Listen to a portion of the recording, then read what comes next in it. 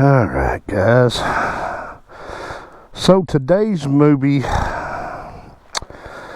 and what I believe this is episode 4, today's movie has its own very special place in history, and it actually has the tools it needs to be probably the wildest video in this series. Either way, let's dive into it, shall we? Okay guys, welcome to episode 4 of Rolling with T-Bone Presents Spooktober, which is also going to be the final ride of the Sporty, so y'all enjoy. Alright guys, welcome back to Rolling with T-Bone Presents Spooktober. Like I said, I believe this is episode 4. If you're new here, hey, welcome in. You guys have joined this video at a kind of interesting and an exciting time in Rolling with T-Bone.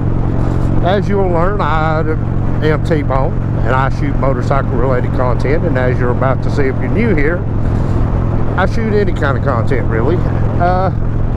And like I say, if you're watching this video, then you have caught me in the middle of my Rolling with T-Bone Presents Spooktober series, where I kind of ride around on my motorcycle and talk to you guys about different horror movies that I love.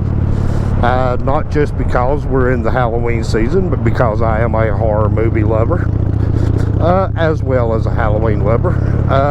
I have done a series like this, if you're new here, that was called the Rocking Shocking October of Motos and Mayhem. You'll find further down on my list, back when this used to be T-Bone Southern Ride. But if you're new here, please welcome in, watch a couple of my videos, make sure I'm right for you, and then hey, maybe you consider giving us a subscribe, a like, maybe even a comment. If you're old here, welcome back as we get into today's episode, which is 1973's The Exorcist. Ah, yes. The good old standby horror movie, The Exorcist. Now, some of you in my chat right now, or some of y'all who may end up watching this video, may be old enough to remember when this movie very first came out. Unfortunately, I was minus a few years old. I wasn't born till 77. This video came out in 73. And it featured a lot of controversy that come along with the movie. This movie has repeatedly been called and is considered by most to be the scariest movie ever put into production, ever shot, and ever released to the public. Now, being a fan of horror, what I'm about to say may take some of you guys by surprise, but the original Exorcist was not the very first movie I saw in this series. In fact, I was older before I ever watched the original Exorcist. I was a Linda Blair fan because of the movie The Exorcist 2, The Heretic. That was actually the first Exorcist movie I ever watched, was Exorcist 2, The Heretic. Of course, had a much older Linda Blair in it, telling a much different story than the original Exorcist. However, we are talking about the 1973 release, The Exorcist, so I tell you what guys, this is, you know, you can go on to YouTube and you can actually watch there's about an hour and a half long, maybe a 2-hour long documentary that talks about all the things that happened during the filming of this movie, getting this movie ready to be filmed, what happened to some of the actors and actresses who were in this movie. This movie does not seem like it was a very easy movie to make. You know,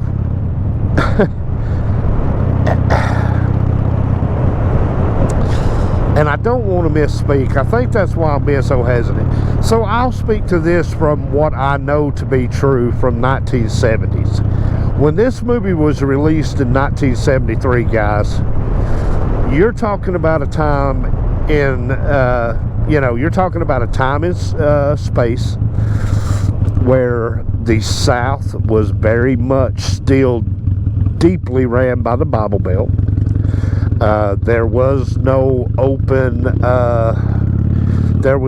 open-mindedness to a lot of things that now we just really don't pay no attention to or give any consideration to.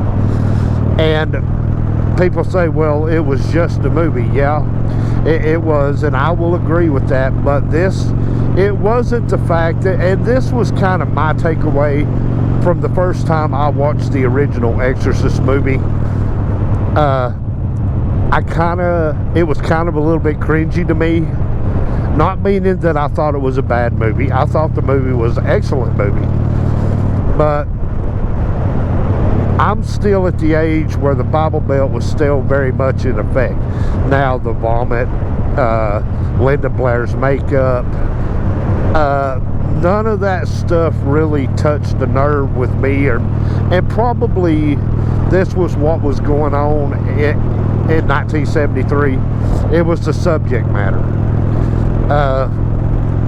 We were taught when we were young, and anybody who's in the comments or may comment after the live premiere of this video can attest to you, in the South, anything that you took and did about God or around God, if God was mentioned, it was automatically, the church called it blasphemy. And now, I know what you're thinking, this has nothing to do with any other churches other than the Catholic Church. That is very true, because The Exorcist takes place to a family who practices Catholicism, and of course the Catholic Church do grant, even unto this day, I believe, they still have a group in their church that deals with exorcisms. But what happened with The Exorcist when it came out was it was a very real subject matter. It dealt with God, it dealt with demons, it dealt with all of those things that you were taught existed, but it was the hush-hush stuff that you never really dealt with. That's kind of where all the uncomfortableness came from. At least for me, when I watched the original Exorcist, I was a little bit uncomfortable with the subject matter, but I wasn't uncomfortable to the point to where it made me have a bad experience watching the movie. Essentially what it done for me was, it was like, okay, wow, if you take away the sensitive subject matter and you stripped all that away and you strip it down to just telling a story, it told a great story. Some people have even said it was a coming of age story. They kind of tried to make themselves feel better about it, saying Reagan, who was Linda Blair's character in the movie, was coming into adulthood. I can't equalize it like that, because to me that's not what I got from it. What I got from it was a young girl was possessed by a demon, and she was very innocent in all of this. So the plot of the movie revolves around, like I said, this lady tries to get her daughter help because her daughter is displaying very odd behavior, let's just say that. But you strip all of that away, and what you come back with is this girl is basically possessed by a demon. So after going to doctors and specialists and all those people, they finally determined that,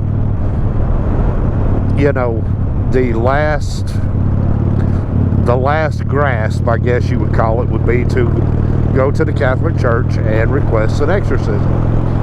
Now, they send one father in, and he dies a violent death. So they call on a older minister to come in who had done exorcisms before.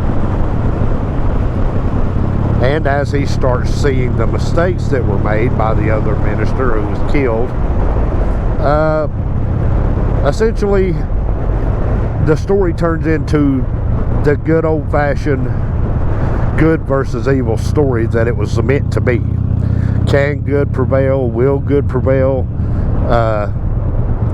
You know, when you start tearing into the morality of something, and when you start tearing into the rights and wrongs of it, then you start telling a different story. But yeah, your storyline is only as good as you're able to tell it. But essentially it ends up that it looks like the exorcism works. And I'm really not going to give much more detail about that, the movie itself, because again, I do these videos because I want you to either visit or revisit the movie that I'm telling you about. This movie made my list not because it's one of my favorite movies. I actually do not hold it very high on my movie list. I do not dislike the movie. I thought it was excellently done, but it's not my go-to movie to watch, if that kind of makes sense to you. Now, The Exorcist 2, The Heretic, that's a different story. I actually really enjoyed that movie. It's not, again, it's not up you know, it's not up in my upper echelon of favorite movies to watch, but it is one that if I have the opportunity and the time to watch it, I will watch it. I don't go to the original Exorcist like that.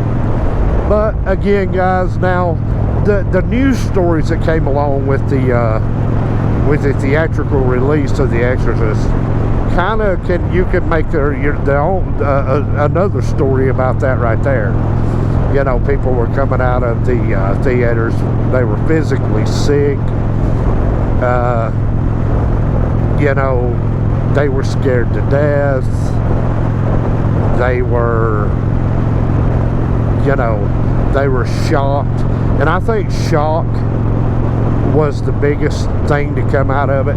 And I don't know if it was just shock because the movie, or it was because the content of the movie that was released to the public. Because I know, and two, during this movie they had the set to burn down. Some of the actors and actresses got physically hurt.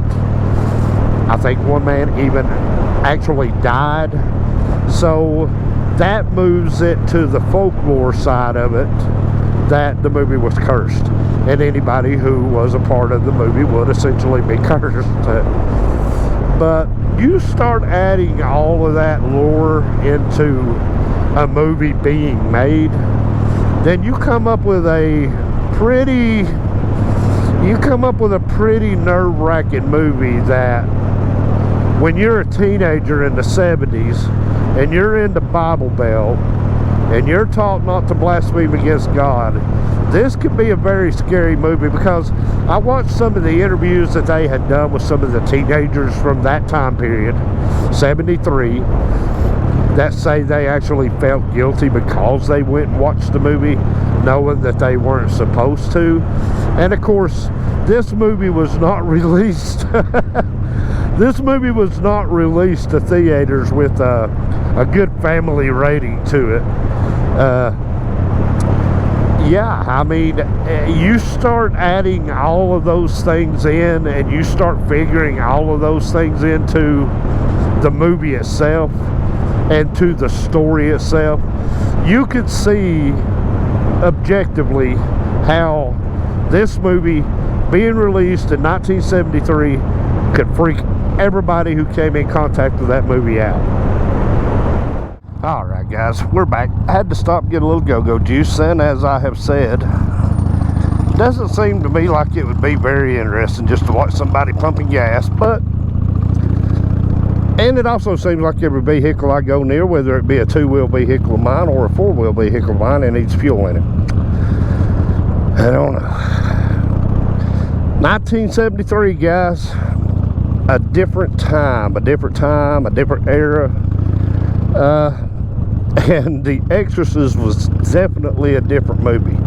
But I'm interested because I know there's people in the comment section. Like I said, I was not even born when the original Exorcist came out. You know, I know a lot of people still don't like the movie, and that was kind of one of the things I was thinking about about The Exorcist. There is really no in between on this movie. People either love it or they hate it.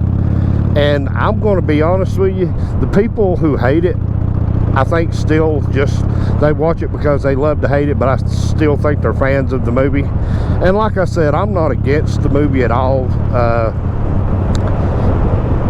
You know, it was a good story to be told, for sure. But then you look at what came subsequently after The Exorcist was released, part 2, part 3. And in researching this, I always do research before I do these episodes. There's a new movie out premiering right now called The Exorcist Believers. Another young girl possessed, whatever. Because it kept popping up while I was trying to research this one. And there was a lot of big name actors, and they used the actual real Catholic priest in that movie. But I'll tell you though, guys, when you talk about movies like that deal with religion, you're walking a very, you know, you're on a very thin line right there. You know, because it's not like the old slasher movies where you can just say, okay, well, this can't never happen, or this can't really be.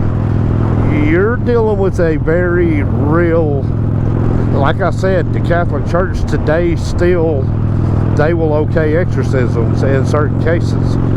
So you're moving out of the realm of it's a myth, it can't happen. You move to it's a very real world situation that in fact can happen and has happened and still happens today. But you know, you talk about the Exorcist set a standard for those type of movies, and we're still getting Exorcist type movies today. You know, recently I think back to the exorcism of Emily Rose. There was another one that I can't remember what the name of it is, but they did 2 movies. It was about a young girl, and there was a Southern preacher in it. Future T-Bone, if you could find that movie, put it up on the screen here so people will know which movie I'm talking about. But it was actually very well done, I thought. But you're talking about 1973, and you're talking about a totally different world today. You're talking about the Bible Belt. You know, preachers were still pretty well much the moral true north compass for most people in the 70s, especially in the South. And you know, I know this movie was released in selective areas. It wasn't just released abroad in all 50 states and every theater had it. It was only released just in certain areas, and you know, you had news crews that were talking to the people going in and coming out, and it was a big news story. So would I suggest that you watch the original 1973 The Exorcist movie? Absolutely. I would recommend any of the Exorcist movies. Like I said, partially, I am partial to The Exorcist 2, The Heretic. I thought it was a great movie. Made me a big fan, you know. And I talked about being a fan of Linda Blair. Linda Blair may be one of the most underrated actresses to come out of that time period. Very beautiful lady. Is a motorcycle enthusiast, because like I said, she turned up on an episode of Renegade where she rode her own motorcycle. Still to this day, she is a motorcycle enthusiast. She loves to ride motorcycles. The cool points is just there. You get if you kind of gather where I'm going with this. So in closing, yeah, I would say absolutely give The Exorcist a view. watch all of them if it's, you know. I'm not going to lie to you under the helmet here and say that I have seen every one of the Exorcist movies, because I have not. I've watched part 1, I watched part 2. I don't think I ever watched part 3, or if I did, I don't remember watching it. But, you know, part 1 was one of those movies that just kind of made its mark on society. And till this day, it's still considered to be one of the scariest movies ever made. So, hey, from 1973 to 2023, 50 years plus, 50 years. So, you know, a movie that can stand the test of time 50 years and still be considered one of the scariest movies ever made, there's something to it. You can't deny it. But I tell you what, guys, that's pretty well much going to bring us to the end of The Exorcist and this episode. Remember, I've got the T-Bone Challenge going until the end of October. Watch a scary movie, post it on your YouTube channel. Come back to one of these videos, comment, let me know you watched it, and I will go watch your movie. That challenge goes through to October the 31st. Like I said before, if you are new here, if you stayed through this whole video, thank you. I hope you enjoyed riding along with me on Copper, my 2011 Harley-Davidson Sportster, which is a Bagster. You can scroll down if you'd like to see other videos where I've showed Copper. But yeah, guys, we're getting close. We're getting very, very close. If this video will be the Monday before the week of Halloween, so next week is Halloween, guys. So who is going to get the next Monday spot as the king of Rolling with T-Bone Presents Spooktober? Who's it going to be? Who am I going to give that day to? I can tell you there will be 3 movies that I will talk about. It'll be in one video. I'm not going to do 3 separate videos, but I am going to talk about 3 movies in that video and going to give it to that day, because the last time I done that, guys, Rob Zombie won the day and I was busy all that day editing and releasing videos. So I'm just going to do one video from one movie maker. 3 of his or her movies are going to be on that episode. So who do y'all think wins the day? Drop down a comment and let me know what you think. Who do you think is going to be the Rolling with T-Bone Presents Spooktober Holiday King? And I'll tell you what, guys, there it is. I'm going to drop it off right here. I know I said that back there. Remember to like, comment, share, and subscribe. And guys, my name is T-Bone. This has been Rolling with T-Bone. Until the next time, take care of yourselves and take care of each other. And thanks for watching.